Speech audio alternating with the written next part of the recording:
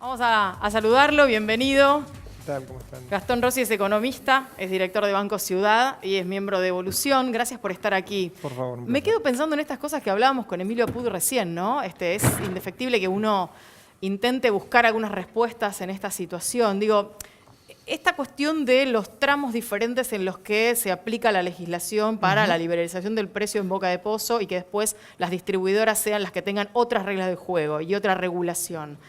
Siempre terminamos pagando el pato los usuarios. Lamentablemente sí. Yo creo que uno tiene que ubicar, en Argentina muchas veces las políticas económicas o sectoriales van como un péndulo de un extremo al otro. Entonces pasamos de una política energética muy deficitaria durante el kirchnerismo, que nos dejó prácticamente sin reservas, nos fuimos, si se quiere, a otro extremo, en el cual fuimos muy condescendientes con las empresas. Uno mira el marco regulatorio, el famoso sendero de Aranguren, Sí. y comprometía un precio del gas en boca de pozo, es algo técnico, pero un precio que escalaba progresivamente en dólares hasta 6.90. Hoy ese precio está en 5. Es decir, si se cumpliera el sendero originalmente establecido por Aranguren, no solo habría que cargarle la devaluación, sino la suba acordada inicialmente. Yo creo que en este contexto Iguacel intentó hacer algunas cosas para desandar parte del sendero de Aranguren y creo que en este tema particularmente le faltó sensibilidad política al gobierno, ¿no?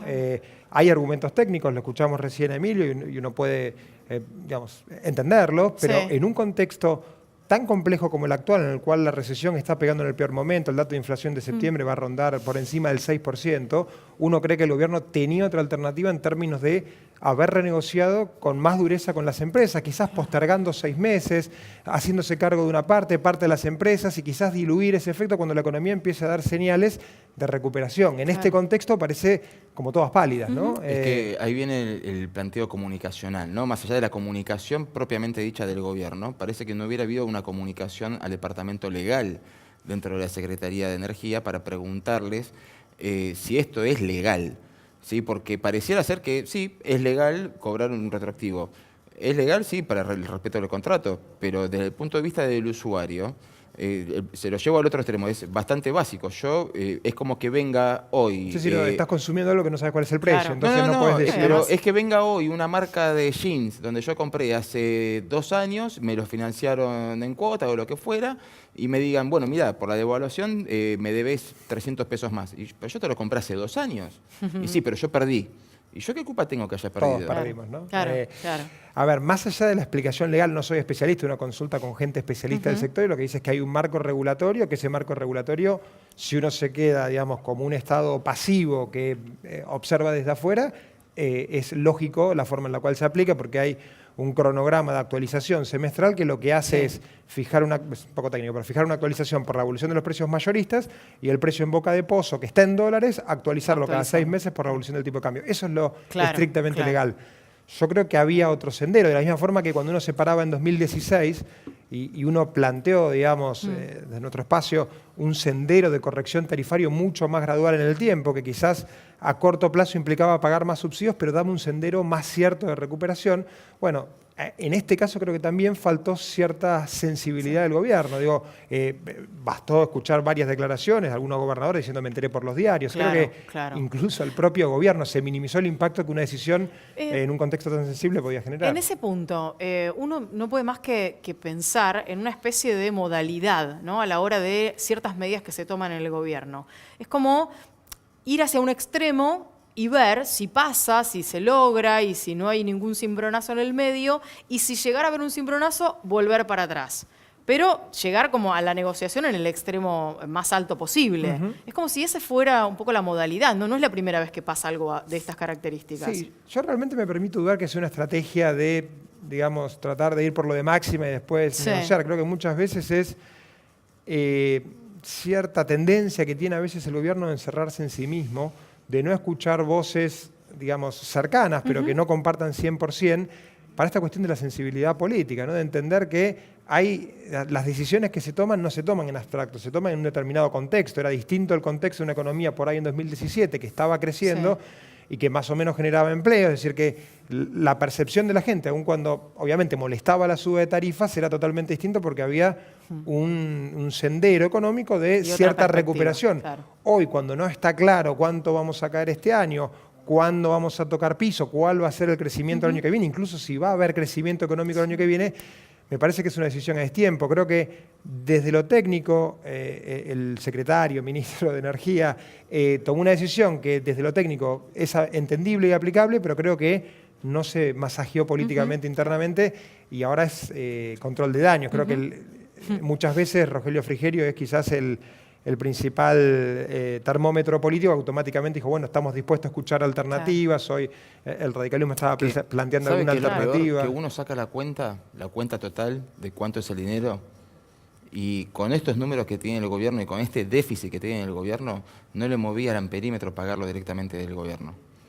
Bueno, eso es la propuesta que se va a plantear en términos de. No movía el amperímetro, no es que subía un punto del PBI, no pasaba nada. No, hay, obviamente, el acuerdo con el fondo impone ciertas restricciones, restricciones muy claras en términos de desequilibrio fiscal, y me parece que el gobierno en algún punto lo tomó de sorpresa. Es cierto lo que planteás, si uno lo mira en términos macroeconómicos, si es esto solo, no tiene impacto. Creo que el gobierno. Más con el nivel de pérdida que ya tuvo la economía este año. O sea.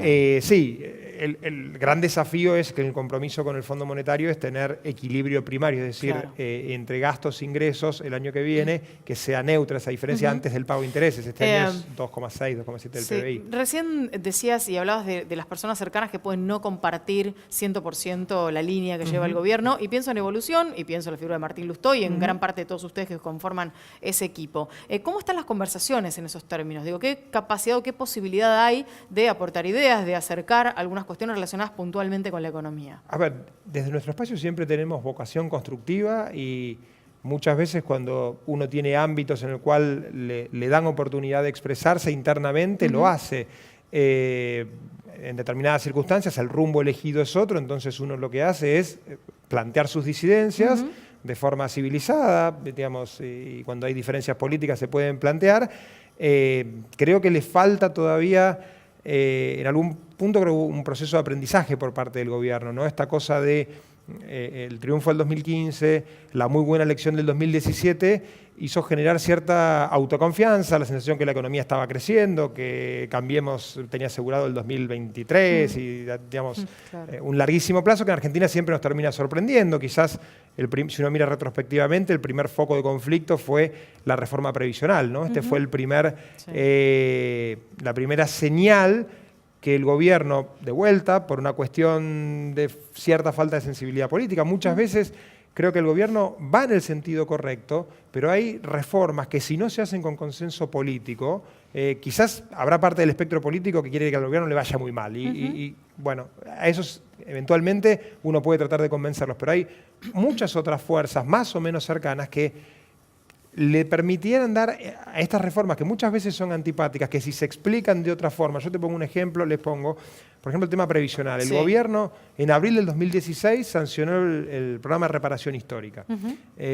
Y desde lo discursivo, lo que se daba a entender era que el ANSES tenía excedente, que por eso se saldaba la deuda con los jubilados. Un año y medio después se hizo una reforma al sistema previsional, declarando que estaba prácticamente quebrado. Claro. Coincidimos con el diagnóstico. El problema es que uno se pone en el lugar, digamos, del público que nos escucha y dice, pero pará, me dijiste que había excedente, ahora me decís que está quebrado, ¿qué pasó en el medio? ¿Cómo no me enteré? De la misma forma con la economía.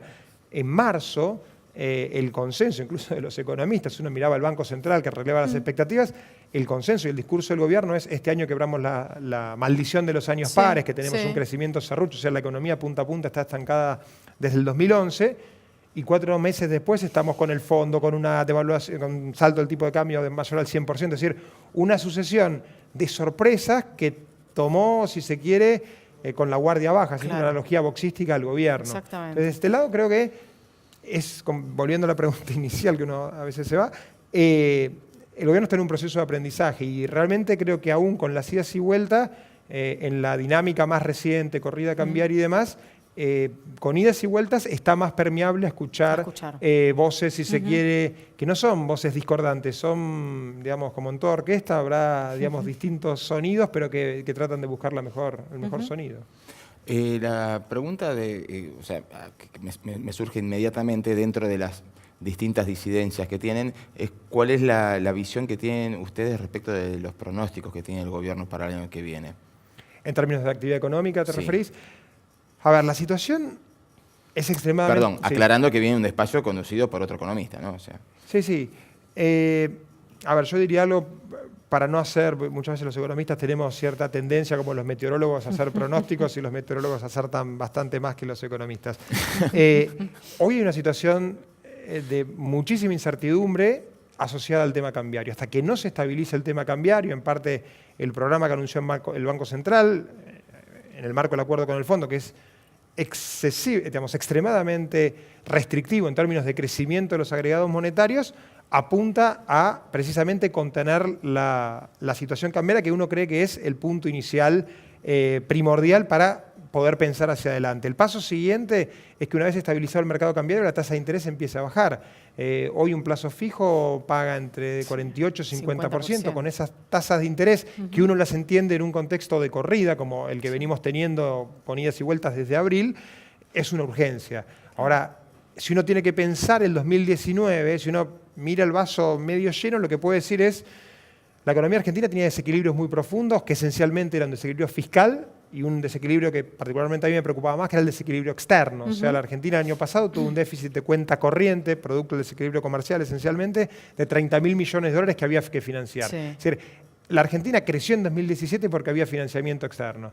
En abril de este año se cortó el financiamiento externo. De la peor forma posible, porque genera muchísimos costos para la sociedad. Esos dos problemas, el déficit fiscal y el desequilibrio en cuenta corriente, con un montón de costos sociales, económicos, laborales, se empiezan a corregir. Uno piensa el año que viene, equilibrio, digamos, primario, presupuestario antes del pago de intereses y una situación de déficit de cuenta corriente mucho más manejable. Entonces, si uno lo piensa en términos de los aspectos estructurales, está sentando las bases para tener un crecimiento más genuino, más sólido de ahí en adelante. Si uno tiene que ponerle un número para no evadir la pregunta, lo cierto es que vos vas a tener lo que se llama un arrastre negativo muy significativo este año, porque este año tuviste corrida cambiaria, sequía, Claro. y uno esperaría que la actividad toque piso cuarto trimestre, más bien primer trimestre del año Del año que próximo. viene. Es decir, estando en el piso, Sí. uno cree que en el mejor de los casos la economía podría llegar a tener un crecimiento positivo muy leve en el promedio anual. Obviamente la expectativa del gobierno es llegar a octubre con la economía mínimamente recuperándose. Muchísimas gracias por haber Por favor, venido. Un un placer gusto, haberte Lorena. tenido aquí. Muy bonito.